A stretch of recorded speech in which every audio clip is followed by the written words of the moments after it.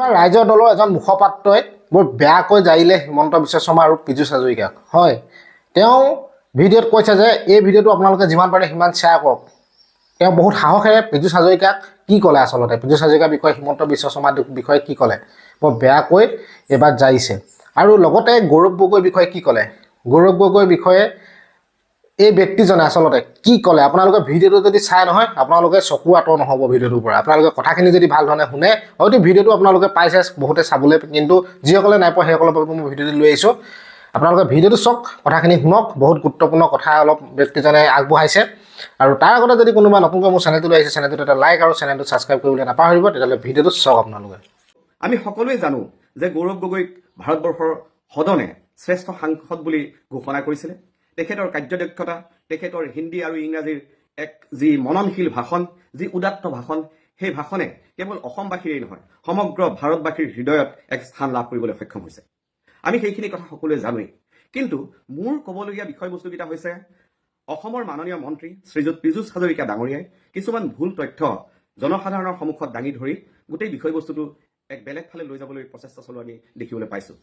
গতিকে মই প্ৰথমেই আপোনালোকক আহ্বান জনাই লৈছোঁ যে মোৰ যদি এই ভিডিঅ'টো আপোনালোকে ভাল পাইছে তেতিয়াহ'লে আপোনালোকে অন্ততঃ শ্বেয়াৰ কৰক। সাধাৰণতে মই এই কথাটো নকওঁ, কিন্তু আজি এইটো কাৰণেই কৈছোঁ যে ভিডিঅ'টো গৈ যাতে মন্ত্ৰী শ্ৰীযুত পীযুষ হাজৰিকা ডাঙৰীয়াৰ ওচৰ পাইগৈ, যাতে তেখেতে তেখেতৰ তথ্যসমূহ শুদ্ধ কৰি ল'ব পাৰে।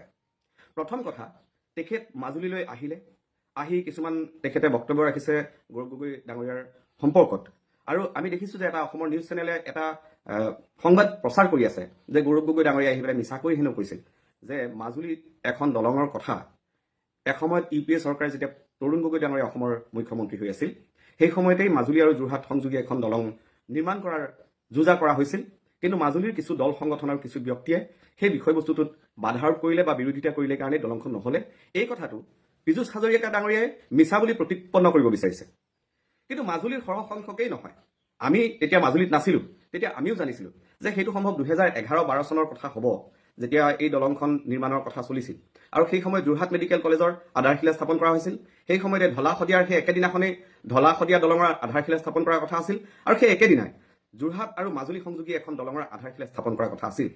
কিন্তু সেই সময়ত মাজুলীৰ বহু বিশিষ্ট ব্যক্তিয়ে এটা কথা অনুভৱ কৰিছিল যে দলংখন হৈ যোৱাৰ লগে লগে যোগাযোগ ব্যৱস্থাটো যদি খুব ক্ষিপ্ৰতৰ হৈ পৰে, তেতিয়াহ'লে হয়তো অসামাজিক কিছুমান ব্যক্তি বা কিছুমান ব্যৱস্থা মাজুলীলৈ আহিব পাৰে, আৰু তেতিয়া মাজুলীৰ যি সংস্কৃতি বা মাজুলীৰ যি ঐতিহ্য সি হয়তো ধ্বংসৰ মুখলৈ গতি কৰিব পাৰে। আৰু সেই কথাখিনি সেই সময়ত আমি একেবাৰে মিছা বুলিও অস্বীকাৰ কৰিব নোৱাৰোঁ, হয়তো তেখেতসকলৰ সেই কথাখিনি শুদ্ধই আছিল।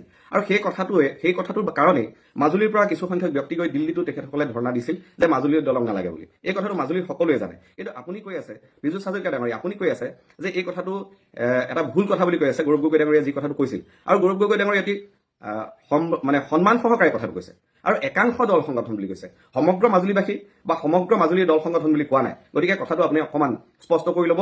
আপুনি খবৰ খাতি কৰিলে নিশ্চয় জানিব পাৰিব। হয়তো আপুনি পাহৰিছে, আপোনাৰ স্মৃতি বিভ্ৰম ঘটিছে, কাৰণ সেই সময়ত আপুনি কংগ্ৰেছ দলৰে সদস্য আছিল। 2011 চনত আপুনি কংগ্ৰেছ দলৰে সদস্য আছিল। গতিকে কথাটো এবাৰ আপুনি যদি মনত পেলাই লয় তেতিয়াহ'লে আপোনাৰ শুদ্ধ হ'ব। দ্বিতীয় কথা, আপুনি গৌৰৱ গগৈ ডাঙৰীয়াক সুধিছে যে গৌৰৱ গগৈ ডাঙৰীয়াই কলিয়াবৰ লোকসভা সমষ্টিৰ কাৰণে কি কাম কৰিলে। গৌৰৱ গগৈ ডাঙৰীয়াই ইতিমধ্যে জনাই আছে তেখেতে কি কাম কৰিলে কলিয়াবৰ লোকসভা সমষ্টিৰ বাবে, তেখেতে জনাই আছে, সংবাদ মাধ্যমৰ আগত জনাইছে, যথেষ্ট সময় জনাই আছে। কিন্তু আপুনি কৈছে যে গৌৰৱ গগৈ ডাঙৰীয়াই কেইখন কলেজ কলিয়াবৰত স্থাপন কৰিলে বা কলিয়াবৰলৈ আনিবলৈ সক্ষম হ'ল, কেইটা উদ্যোগ কলিয়াবৰ সমষ্টিলৈ আনিবলৈ সক্ষম হ'ল। মই আপোনাক ওলোটাই প্ৰশ্ন কৰিব বিচাৰিছোঁ যে আপুনি কলিয়াবৰ সমষ্টি লোকসভা সমষ্টিৰ অন্তৰ্গত জাগিৰোড, প্ৰথম ৰহা আছিল, তাৰপিছত জাগিৰোড বিধানসভা সমষ্টিৰ আপুনি বিধায়ক হ'ল আৰু বিধায়ক হৈ আপুনি মন্ত্ৰীও হ'ল। এতিয়া কথা হ'ল কি, আপোনালোকে আপোনাৰ জাগিৰোড বিধানসভা সমষ্টিৰ অন্তৰ্গত থকা কাগজ কলটো হত্যা কৰিলে। আপুনি উদ্যোগ অনাৰ কথা কৈছে, কিন্তু আপোনালোকে উদ্যোগ হত্যা কৰিলে। ইয়াৰ পিছত আমি দেখিছোঁ যে আপোনালোকে স্কুল কলেজৰ কথা নক'ব, কাৰণ অসমৰ হাজাৰ হাজাৰ বিদ্যালয় আপোনালোকে বন্ধ কৰিছে। আপোনালোকে কলেজবিলাকো একত্ৰীকৰণৰ নামত বন্ধ কৰিব বিচাৰিছে। মাজুলীৰো 3খন কলেজ আপোনালোকে একত্ৰীকৰণৰ নামত বন্ধ কৰিব বিচৰা বুলি অভিযোগ আহিছিলে। গতিকে এনেধৰণৰ কিছুমান কথা নক'ব যিটো আপোনালোকৰ স্ববিৰোধ হৈ পৰে। 3 নম্বৰ কথা, মই পীযুষ হাজৰিকা ডাঙৰীয়াৰ জৰিয়তে মোৰ ভিডিঅ'ৰ জৰিয়তে পীযুষ হাজৰিকা ডাঙৰীয়াক জনাব বিচাৰিছোঁ যে আপোনালোকে মেডিকেল কলেজ বা মাজুলীৰ যিটো স্বাস্থ্যখণ্ড তাত যথেষ্ট উন্নতি হ'ল বুলি কৈছে। আপোনালোকে জানেনে যে মই নিজে ব্যক্তিগত অভিজ্ঞতাৰ পৰা কৈছোঁ যে মাজুলীত চাগে আজিও তাৰ যিটো আল্ট্ৰাচাউণ্ড মেচিন আছে, এই মেচিনটো এতিয়াও অচল হৈ আছে। আজি যদি কোনোবাই মাজুলীৰ যিখন গড়মূৰ অসামৰিক চিকিৎসালয় জিলা চিকিৎসালয়লৈ যায়, তাত গৈ চিকিৎসকৰ ওচৰলৈ গ'লে যদি আল্ট্ৰাচাউণ্ড কৰিব লগা হয়, তেতিয়াহ'লে যিখন চিকিৎসালয় আছে তাৰ আল্ট্ৰাচাউণ্ড মেচিনটো বন্ধ হৈ আছে আৰু চিকিৎসকসকলে সন্মুখত থকা এখন ব্যক্তিগত প্ৰতিষ্ঠানলৈ পঠিয়াবলৈ বাধ্য হৈ পৰিছে। গতিকে আপোনালোকে কিছুমান ডাঙৰ ডাঙৰ বিল্ডিং বনাইছে, আৰু বিল্ডিং বনালে সকলোৱে জানে তাৰ পৰা কি ধৰণে ধন আহৰণ কৰিব পৰা যায়, কি ধৰণে কমিশ্যন ল'ব পৰা যায়, সেইটো কাৰণে আপোনালোকে ডাঙৰ ডাঙৰ বিল্ডিং বনাইছে। কিন্তু বিল্ডিঙৰ ভিতৰত যিখিনি আন্তঃগাঁথনি থাকিব লাগে, চিকিৎসক থাকিব লাগে, চিকিৎসাৰ উপকৰণ থাকিব লাগে, সা সামগ্ৰী থাকিব লাগে, সেইবিলাকতো নাই। সেইবিলাক নকৰাকৈ আপোনালোকে স্বাস্থ্যখণ্ডৰ উন্নতি কৰিছোঁ বুলি কয়। এতিয়া চাবচোন, আপোনালোকৰ দলৰ এজন সদস্যৰ যদি সামান্য কিবা এটা অসুখ হয় বা হাত ভৰিত আঘাত পায়, অসমত আপোনালোকে চিকিৎসা নকৰে, আপোনালোকে অসমৰ বাহিৰত গৈ চিকিৎসা কৰিবলৈ যায়। যদি আপোনালোকৰ অসমত চিকিৎসা ব্যৱস্থা ইমানেই উন্নতি ঘটিছে, তেন্তে হ'লে আপোনালোকে অসমতে কিয় চিকিৎসা নকৰে? গতিকে জনসাধাৰণক এই যিবিলাক কথা কৈ আপোনালোকে বিভ্ৰান্ত কৰিব বিচাৰে, কিন্তু জনসাধাৰণ আজি ইমান আপোনালোকৰ সকলো কথা শুনি পেলাই বিশ্বাস কৰি ল'ব, তেনেকুৱা ধৰণৰ জনসাধাৰণৰ বোধ শক্তি নোহোৱা হৈছে বুলি আপোনালোকে যি ভাবি আছে, এয়া আপোনালোকৰ আচলতে অহংকাৰ। আৰু এই অহংকাৰ মই নিশ্চিতভাৱে কৈছোঁ যে পৰৱৰ্তী আহি থকা লোকসভা নিৰ্বাচনত আপোনালোকৰ এইবাৰৰ এই অহংকাৰ ধূলিসাৎ হৈ যাব আৰু গৌৰৱ গগৈ ডাঙৰীয়া অন্ততঃ 60ৰ পৰা 70% ভোট লাভ কৰিব যোৰহাট লোকসভা সমষ্টিত। আজি এইটো কথা লিখি ৰাখক। আৰু মই শেষত আপোনালোকক এটাই আহ্বান জনাইছোঁ, বিজেপিৰ যিসকল নেতা আছে, যিসকলে আহি পেলাই ৰাইজৰ মাজত ভাষণ দি আছে, তেখেতসকলে বিভিন্ন ধৰণৰ কথা কৈ আছে, তেখেতসকলে এই তথ্যবিলাক লৈ লওক। মিছা কিছুমান তথ্য দি, ভুৱা কিছুমান তথ্য দি জনসাধাৰণক বিপদে পৰিচালিত কৰিব নিবিচাৰিব।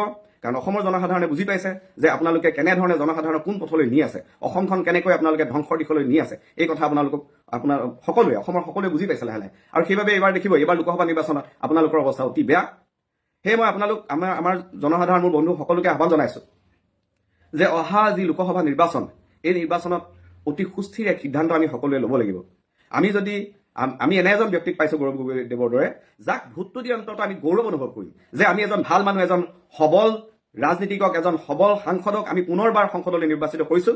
আৰু আমি সৰুৰ পৰা শুনা হেম বৰুৱাদেৱৰ পিছত আটাইতকৈ শক্তিশালী ভূমিকা লোৱা অসমৰ সাংসদজনকে আমি গৌৰৱ গগৈ হিচাপে পাইছোঁ। গতিকে আমি সকলোকে আহ্বান জনাইছোঁ, অহা নিৰ্বাচনত আমি সকলোৱে আহক, গৌৰৱ গগৈ ডাঙৰীয়াক ভোটদান কৰি বিপুল ভোটেৰে জয়যুক্ত কৰাওঁ। আৰু মই পুনৰবাৰ শেষত আপোনালোকক আহ্বান জনাইছোঁ যে মোৰ এই ভিডিঅ'টো যদি ভাল পাইছে, তেতিয়াহ'লে আপোনালোকে অন্ততঃ এবাৰ শ্বেয়াৰ কৰি দিব, যিহেতু গোটেই বিষয়বস্তুটো যাতে পীযুষ হাজৰিকা ডাঙৰীয়াৰ কাণত পৰেগৈ, তেখেতে যাতে ভিডিঅ'টো চাব পাৰে। সেই গতিকে জনসাধাৰণক এই যিবিলাক কথা কৈ আপোনালোকে বিভ্ৰান্ত কৰিব বিচাৰে, কিন্তু জনসাধাৰণ আজি ইমান আপোনালোকৰ সকলো কথা শুনি পেলাই বিশ্বাস কৰি ল'ব, তেনেকুৱা ধৰণৰ জনসাধাৰণৰ বোধ শক্তি নোহোৱা হৈছে বুলি আপোনালোকে যি ভাবি আছে, এয়া আপোনালোকৰ আচলতে অহংকাৰ। আৰু এই অহংকাৰ মই নিশ্চিতভাৱে কৈছোঁ যে পৰৱৰ্তী আহি থকা লোকসভা নিৰ্বাচনত আপোনালোকৰ এইবাৰৰ এই অহংকাৰ ধূলিসাৎ হৈ যাব আৰু গৌৰৱ গগৈ ডাঙৰীয়া অন্ততঃ 60ৰ পৰা 70% ভোট লাভ কৰিব যোৰহাট লোকসভা সমষ্টিত। আজি এইটো কথা লিখি ৰাখক। আৰু মই শেষত আপোনালোকক এটাই আহ্বান জনাইছোঁ, বিজেপিৰ যিসকল নেতা আছে, যিসকলে আহি পেলাই ৰাইজৰ মাজত ভাষণ দি আছে, তেখেতসকলে বিভিন্ন ধৰণৰ কথা কৈ আছে, তেখেতসকলে এই তথ্যবিলাক লৈ লওক। মিছা কিছুমান তথ্য দি, ভুৱা কিছুমান তথ্য দি জনসাধাৰণক বিপদে পৰিচালিত কৰিব নিবিচাৰিব। কাৰণ অসমৰ জনসাধাৰণে বুজি পাইছে যে আপোনালোকে কেনেধৰণে জনসাধাৰণক কোন পথলৈ নি আছে, অসমখন কেনেকৈ আপোনালোকে ধ্বংসৰ দিশলৈ নি আছে, এই কথা সকলোৱে, অসমৰ সকলোৱে বুজি পাইছে লাহে লাহে। আৰু সেইবাবে এইবাৰ দেখিব, এইবাৰ লোকসভা নিৰ্বাচনত আপোনালোকৰ অৱস্থা অতি বেয়া। সেয়ে মই আমাৰ জনসাধাৰণ, মোৰ বন্ধু সকলোকে আহ্বান জনাইছোঁ যে অহা যি লোকসভা নিৰ্বাচন, এই নিৰ্বাচনত অতি সুস্থিৰ এক সিদ্ধান্ত আমি সকলোৱে ল'ব লাগিব। আমি এনে এজন ব্যক্তিক পাইছোঁ, গৌৰৱ গগৈদেৱৰ দৰে, যাক ভোটটো দি অন্তত আমি গৌৰৱ অনুভৱ কৰিম যে আমি এজন ভাল মানুহ, এজন সবল ৰাজনীতিকক, এজন সবল সাংসদক আমি পুনৰবাৰ সংসদলৈ নিৰ্বাচিত কৰিছোঁ। আৰু আমি সৰুৰ পৰা শুনা হেম বৰুৱাদেৱৰ পিছত আটাইতকৈ শক্তিশালী ভূমিকা লোৱা অসমৰ সাংসদজনকে আমি গৌৰৱ গগৈ হিচাপে পাইছোঁ। গতিকে আমি সকলোকে আহ্বান জনাইছোঁ, অহা নিৰ্বাচনত আমি সকলোৱে আহক, গৌৰৱ গগৈ ডাঙৰীয়াক ভোটদান কৰি বিপুল ভোটেৰে জয়যুক্ত কৰাওঁ। আৰু মই